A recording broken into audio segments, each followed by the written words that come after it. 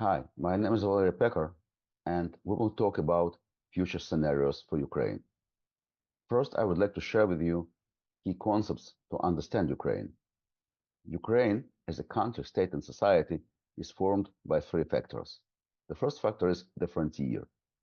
A frontier is a zone of constant interaction at the junction of several different social structures, settled and nomadic peoples, different social and economic systems, cultural, religious, and other communities of comparable power with numerous points of contact. Purely geographically, the territory of Ukraine is the crossroads of Eurasia. Life at the crossroads is quite specific. Different people, different ideas, different troubles go back and forth in all directions. A rather specific community is formed at such a crossroads, and these are the Ukrainians. It is worth noting that Ukraine is not a single frontier between civilizations, but a multi-frontier, the intersection of several frontiers. First, between the forest and the steppe, settlers and nomads. The latter, Christian and Muslims. Secondly, between Europe and the Old, between the rule by law and rule by force, later between democracies and autocracies. Third, between the land of Eastern Europe and the Eastern Mediterranean Sea. The second factor is long-term statelessness. Having emerged as a powerful power in the 10th century and losing statehood in the 13th century, the country in different parts became part of different states, later empires, but surprisingly, the community did not disintegrate, did not assimilate, and preserved its unity. In recent centuries, most of Ukraine was part of the Russian Empire, and then all of Ukraine was part of the Soviet Empire, and this formed a specific stateless society. Statehood for Ukrainians was something ancient and semi-mythical, and the reality was a foreign state, imperial, occupying, hostile. Trusting the state almost always meant losing property, liberty, or life. Instead, the foundation of society was strong horizontal ties. The third factor in the genesis of today's Ukraine is the fact that Ukrainian society is not only post-colonial, but also post-genocide. Unlike the maritime empires of Europe, whose distant colonies were populated by people of other races, unlike the multi-layered land-based Austro-Hungarian Empire, the Russian and Soviet Empire was assimilationist. Moscow tried to make everyone the same and continues to do so to this day. The algorithm of action is standard. Exterminate part of the population, bring already assimilated people from other regions in their place, kill the elite, officers, artists, scientists, priests, limit the function of language or culture, encouraging the rest of the population to passively turn into a copy of their oppressors, and then also mobilize them to conquer the following lands. Ukrainians lived under endless pressure and therefore feel a chronic lack of security for many generations, and this factor is added to the previous ones. Second, scenarios of the end of the war. I'm enrolling in this course in fall 2024. How do we see scenarios for the end of the war? There are three basic foundations beneath our analysis. First, a positional war has been going on for 2 years in which neither side can gain a decisive advantage. The defensive capability of each side exceeds the offensive capability of the other side. Despite Ukraine's significant successes in the air and the sea, Russia lost a significant part of the striking power of its fleet and was unable to break through air defense. But the main front of the war is land, and their gains and losses are minor, having a different level of weaponry. Second, Putin has chosen a strategy of war of attrition, in which authoritarian Russia has a better chance than Ukraine, because Ukraine depends on democratic allies whose position can change after the elections, in which Russia will certainly intensively interfere for this purpose. Third foundation, at the moment, the majority of Western policymakers don't consider the Russian defeat as acceptable, with all the consequences regarding the quantity and quality of arms supplies, the severity of sanctions, etc. Thus, three main scenarios of the war follow from these points. First scenario, war of attrition, Ukraine's and Western defeat. Worst case scenario, and so far, things are moving along this trajectory. The democratic change of power in Western countries gradually leads to a decrease in support to the point where Ukraine will not be able to continue the war and will be forced to negotiate peace on Russian terms.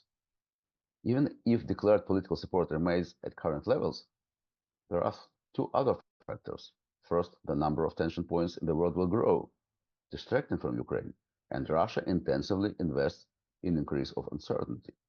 Secondly, the ability of the West to provide weapons will begin to be exhausted, while American and European policymakers don't want to transfer the economy to military rails. And private manufacturers of weapons and military equipment would invest in expanding production only in case of significant state guarantees, which no Western government will give them today. This makes Ukraine and Europe practically undefended of the escalation of the Russian threat. In fact, this scenario means the defeat of Ukraine and the West. The hostilities immediately will be transferred to European territory. Today, Russian forces and attention are focused on Ukraine, but if Ukraine falls, very soon they will go further, considering the West weak and unconsolidated. To finish considering of the failure scenario, it's necessary to mention a stalemate as a sub-scenario, a waning of fighting intensity due to low capacity of both sides, then a resumption of high intensity when at least one side is ready. This is the same war of attrition with the same consequences. Second scenario, freezing the war, a short truce. This scenario gives the West a way out of the current trap, when the defeat of Ukraine, the defeat of Russia, and the prolonging war are equally unacceptable. Noting the impossibility of achieving success, the Western allies are pushing Ukraine to negotiate a freeze on the conflict, while at the same time putting strong pressure on Putin. Unlike the first scenario, in this one, the negotiations will be conducted not on Russian but on Western terms. But this is not the end, but a new beginning. The empire also strikes back as soon as will be ready. After freezing the war, Putin will begin to prepare the next invasion. Russia will intensively pump it by Chinese money and technology, which isn't possible while the war is hot. Thus, to keep the balance, the West will have to prepare Ukraine to the next invasion as well. The next war will begin immediately after Russia restores its full military capacity. During the preparation for the next war, Russia will learn from the mistakes of 2022, and Ukraine has a chance to significantly modernize itself, not only in technical, but also in the institutional aspect. First scenario, Russian defeat, a way to the sustainable peace. The only good scenario is to stop the war, not to suspend it and not to prolong. When policymakers will accept the idea that to stop the war means to stop Russia, they will increase military support of Ukraine as well as sanctions, diplomatic pressure, more decisive steps in dealing with the frozen Russian assets. Russian military defeat will start the irreversible processes in the Russian political system. Moreover, it isn't possible to win without getting down Russian military production. Today, Russia makes its missiles and drones from European and American components, recently bought by passing sanctions. All the most modern components are available in huge amounts at the black market, making political efforts to put out the war insignificant. Trading on blood must be stopped by the Western intelligences and financial monitoring, not due to a moral principle, but because this decreases the efficiency of the Western support, makes senseless redirecting money from needs of taxpayers, and increases the probability of Putin's attack to the next European countries.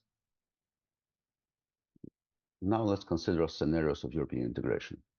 European integration is a dream for Ukrainians and a geopolitical choice written into the country's constitution. Hundreds of politicians, government officials, and public activists work hard every day toward this goal. However, in the long term, the path to the European Union doesn't appear to be without difficulty. This process is associated with numerous challenges and looks to be neither easy nor quick. In a decade, all current processes should have led to certain results, and we will be able to see what Ukraine's path to the European Union will be. Having outlined more than 90 diverse political, economic, social, cultural, technological, and environmental trends, among others, researchers define the three most important factors that will determine the future of Ukraine and its European choice. These are, first, capacity, independence, and stability of state institutions. Second, efficient and fair justice aimed at protecting civil rights and freedoms. And third, development of the private sector, building a country of entrepreneurs, which includes, in particular, economic freedom, transparency of tax system, full-scale privatization, availability of concessions and leases of state property, successful private activity in the fields of education and healthcare, and so on. Only one of the scenarios where the champions represents a successful European integration. Powerful institutions, developed justice, ensuring rights and freedoms, and a developed private sector of the economy would lead Ukraine to the status of a full-fledged member of the European Union, which can fully benefit from the common market, acquis communautaire, and the open movement of people, ideas, capital, and goods. This is the most difficult scenario as it requires the full implementation of reform. The prerequisite for this scenario is a successful post-war recovery and security guarantees for Ukraine. It makes sense to only briefly dwell on two negative scenarios because their risks are obvious. A strong state in the absence of justice and an underdeveloped private sector leads us to an authoritarian scenario of 1984. This is reminiscent of the USSR, where justice is controlled, society is apathetic, and the media is completely controlled by the government.